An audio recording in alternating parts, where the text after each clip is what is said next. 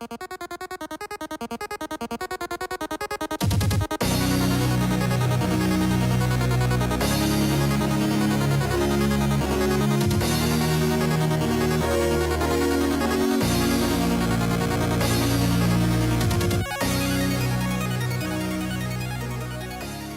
everybody, and welcome back to another Kraken Packs video. I am your host, MrBevers. That's right, we're back again with another War of the Spark pre-release kit, because, you know, I bought a whole pile of these, because who doesn't like the chance to have guaranteed foil walkers with a stamp on them? I mean, if you're looking to collect foil walkers, then this is the way to do it, right? So anyway, let's get right into things here. Also, I want to make sure I get some codes to give away to people, for those of you who may have missed the pre-release and not have been able to, where is it? There it is. So like these token cards that come in the box, they have a code on the back of them for Arena. I like to give them away on Twitch when I'm streaming Arena. I stream Arena on Twitch on Monday nights. So if you're not watching my Monday night streams of Arena, maybe you should, especially if you want to try and get a code, right? So we're gonna hide our pre-release card, because that's what I always do. I always hold it off until the end. We get our little pre-release thing that says, "Hey, here you go." This is basically just like teaching you how to like make your deck. Like, gives you some tips and tricks, right? It's like, here's how many creatures you should have, 14 to 17. This is how many planeswalkers and other spells you should have, 6 to 9, and then you should have 17 lands. And it just kind of gives you a little bit of flavor, and then just kind of gives you a little bit of a, you know, here's what you should do to like make sure you have the optimal deck, right? Is basically what they're getting at. So we'll put these packs off to the side here. We're gonna do a little bit of a discussion and build here, so hopefully you guys can follow along and get an idea of what I'm looking at here.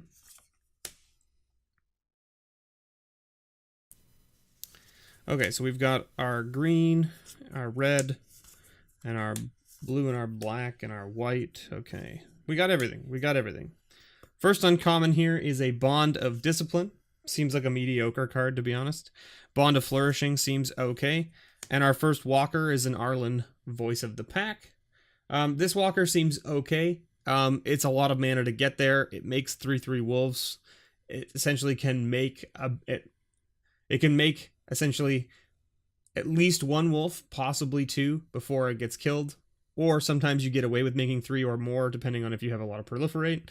If you have Proliferate, she's great in a Proliferate deck, because the wolves she makes are 2/2s, but they come in with a 1/1 counter, so when you Proliferate, they get bigger as well. And our rare is a Ravnica at War. And we did get a foil, Unlikely Aid.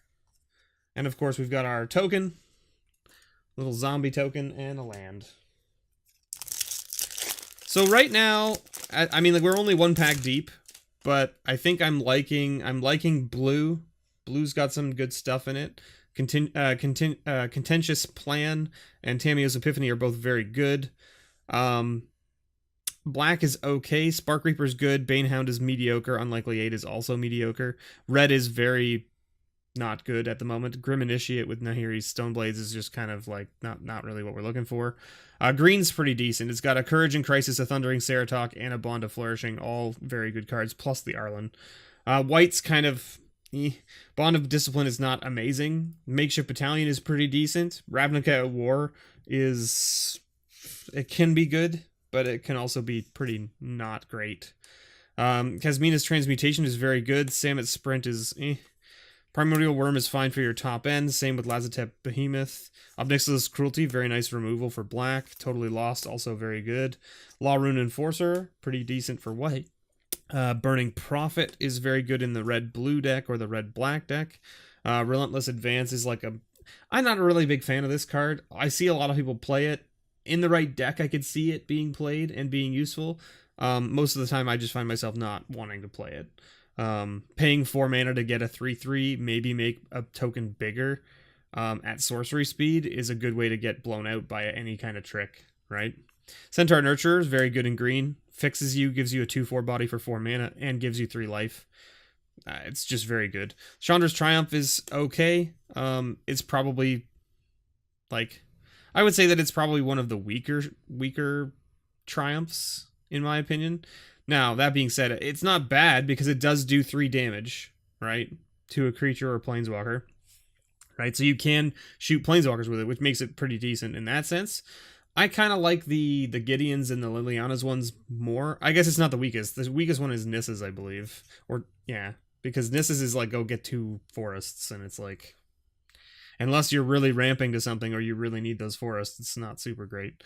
But anyway, Chandra's Triumph is fine for removal, that's for sure. Our first multicolor card out of 2 packs, Angrath's Rampage. Whoo! How about Liliana? I guess that pushes you into black pretty heavily. Yeah, that seems pretty decent. She's just a mad bomb, and if people don't have an answer to her, she just wins games. So I mean, the fact that we have Liliana's Triumph plus Liliana makes that better as well. Martyr of the Cause is very good.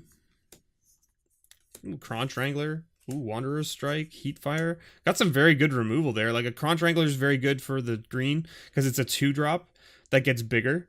And chances are in green you're playing a lot of beef, so it's going to end up getting bigger. Mana Geode is a nice little fixing tool. Pollen Bright Druid, a nice proliferate card. Davriel's Shadow Fuge, I don't think I've ever seen anybody play this card, to be honest. Not once. Thunder Drake is very good in blue. Vizier of Scorpion, also very good. Bond of Revival, fine. Grateful Apparition is also very good. This card is great in any kind of proliferate deck. And we got Tameo. Wow, another rare walker here. Okay. Alright. The fact that Tameo is 2 colors and not in the colors that we're playing with Liliana, probably, we'll have to see, I guess. Now, green-black is definitely a very common thing that you can play. Chain Whip Cyclops is fine for a red deck that's being aggro. Teo's Light Shield is good for a proliferate deck. No Escape, very good.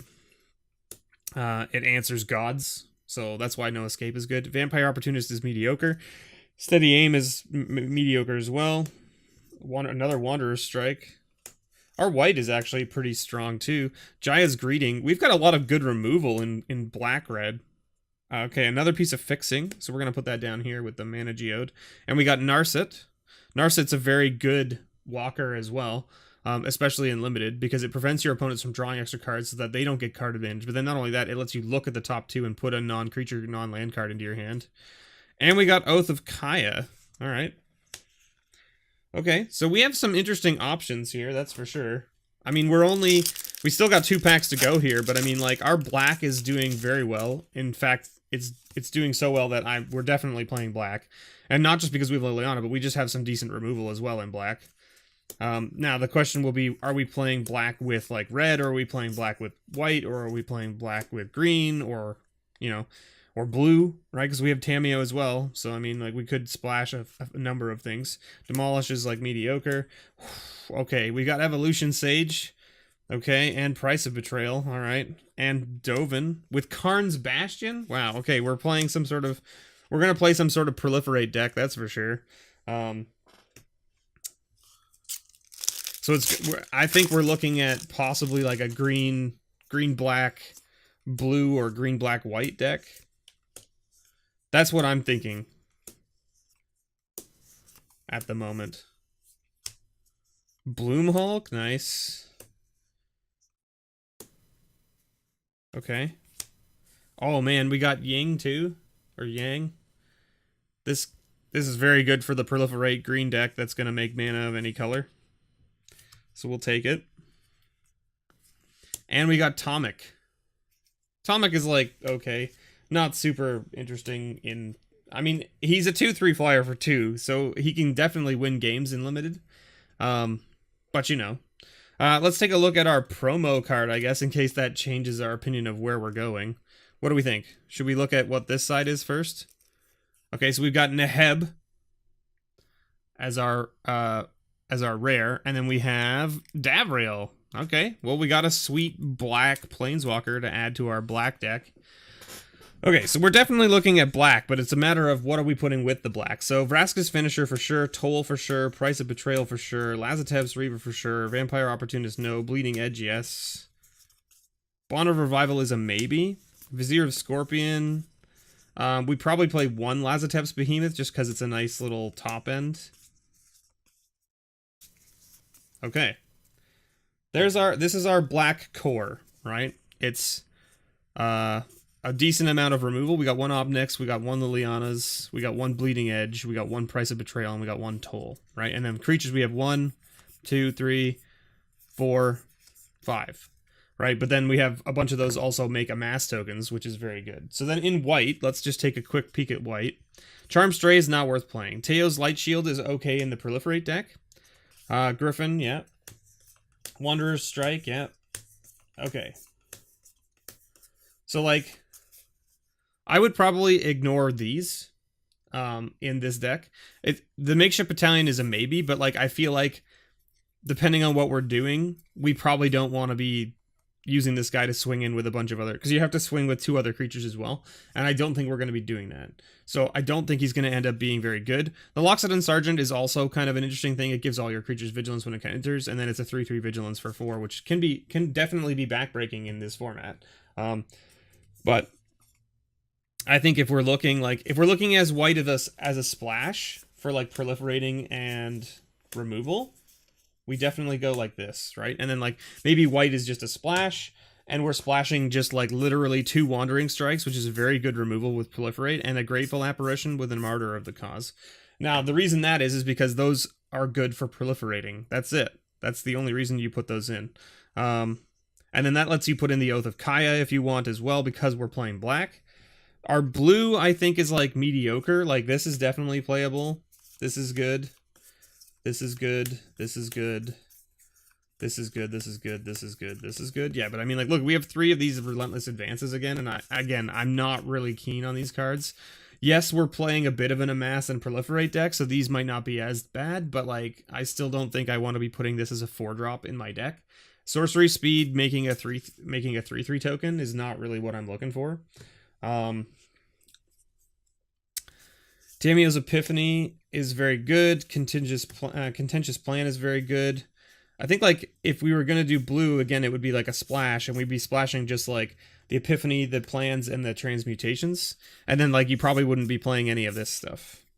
Because I don't think our blue is strong enough to support the black wholeheartedly. Because what I'm thinking we're going to end up in, like, black-green with, like, a splash of, like, white or blue. That's what I'm thinking. We might be black-green, splash blue, so that we can play Tamio and Dovin and Narset. That seems like it's probably the thing that we're going to do. But let's look at our red. Tybalt's Rager, very good. Sarkhan's Catharsis is like an okay card. The reason it's okay is because it's Lava Axe for 5, but it's instant speed. Lava Axe is 5 mana, but it's sorcery. So this can get people pretty badly. Chain Whip Cyclops is fine. Demolish is not playable. Burning Prophet is fine. Goblin Assault Team I've seen do work, but I don't think, like, I'm not, like, particularly keen on this card. It's a 4/1 with haste for 4 mana. It gets killed by, like, anything. That's a 1/1, right? Jaya's Greeting, very good. Heartfire, also decent. Chandra's Triumph is good. Burning Prophet is good. Yeah, see, like, our red is kind of, like, mediocre. It's not amazing. So again, like, the red, like, has some decent removal. It has a Heartfire, Jaya's Greeting, and Chandra's Triumph, but it's not good enough, I don't think, to be warranted playing. And we don't get any rares from red either, so I mean, like, there's kind of, like, I guess we get Neheb if we want, but, like, I don't think Neheb is, like, particularly amazing in this format. So Bloomhulk, definitely playable. Snare Spinner, definitely playable. Evolution Sage for sure. Centaur Nurturer, yes. 2 Steady Aims, no. Pollen Bright Druid, yes. Crunch, yes. We have 2 Centaur Nurturers, so definitely looking at playing those. Yeah, like, our green is definitely very playable. So, yeah, we're definitely looking at a green-black build for sure. And probably splashing blue. That's my guess. That lets us play the Tyrant Scorn as well, which is not a bad little removal spell. We also have, of course, these for our walkers if we want. Now, that being said, we don't really have any walkers that require the extra mana from Interplanar Beacon. But Mana Geode lets us splash our cards for sure, right? So both of these very good. This guy's fixing. This makes 3/3 wolves that then get proliferated. So, like, Courage and Crisis, very good. Thundering Ceratok is a nice 5-drop that gives you trample on all your creatures. Bond of Flourishing lets you look at the top 3 cards. You can reveal a permanent card from among them and put it into your hand. The rest on the bottom, and then you gain 3 life, right? So it's a 3 life swing for 2 mana that then also gives you, you know, a land if you need it, or a creature if you need it, depending on what your situation is. Primordial Worm is fine for the top end. Centaur Nurturer, yes, yes, yes, yes, yes, yes, yes. So, I mean, like, I think we're definitely looking at, like, a black-green for sure, right? Because, I mean, like, in black, we had, what, 5 creatures? 1, 2, 3, 4, 5, right? And then in green, we have 1, 2, 3, 4, 5, 6, 7, 8, 9. Yeah. So that gives us a decent amount of creatures to allow us to play, like, black-green, and then we can splash blue for the Tamiyo and the Dovin if we want, I guess. Narset might be a little bit hard to splash with double blue, but Tamiyo or Dovin is definitely easy enough to splash. And then, you know, if we want to be super greedy, we go into white and we just get like our nice like proliferate removal spells. Like maybe you just put these in and you just toss these because you don't really care about splashing white for a 2-drop, but a 5-drop splashing white, we're totally fine with that, because like if we play a Centaur Nurturer on turn 4, we can now cast Wandering Strike or Wanderer's Strike. If we cast Ying on turn 3 and put a 1/1 counter on something, turn 4 we can cast Wanderer's Strike. Like, we have a lot of options, right? We also have the Mana Geode, which helps us cast Wanderer's Strike, right? So I mean, like, we definitely are in like a black-green proliferate deck, and then maybe you just don't play the blue cards at all. Like, it's possible that you just don't play any of these, and then your splash for Tamiyo is literally just off of like your Mana Geode, your Interplanar Beacon, and your other ways to make other color of mana. And then you don't play Dovin either, right? So maybe we're just playing Liliana, Tamiyo, Ying, and Arlen, right? And Tamiyo is a splash off of essentially our ways to create other mana. Like, I mean, you put 1 blue in probably just so that you have it in case you need it. And then that way you don't have to run the Tyrant Scorn either. Saheeli's Silverwing is also just not a bad little 2/3 flyer for 4. It's an artifact, so it can go into any deck. So if we need a flyer or another way to defend against flying, that's a good one to do. So yeah, I think that's probably what I would end up doing. I would go end up black-green for sure, and then I would splash blue probably for Tamiyo. White is kind of mediocre.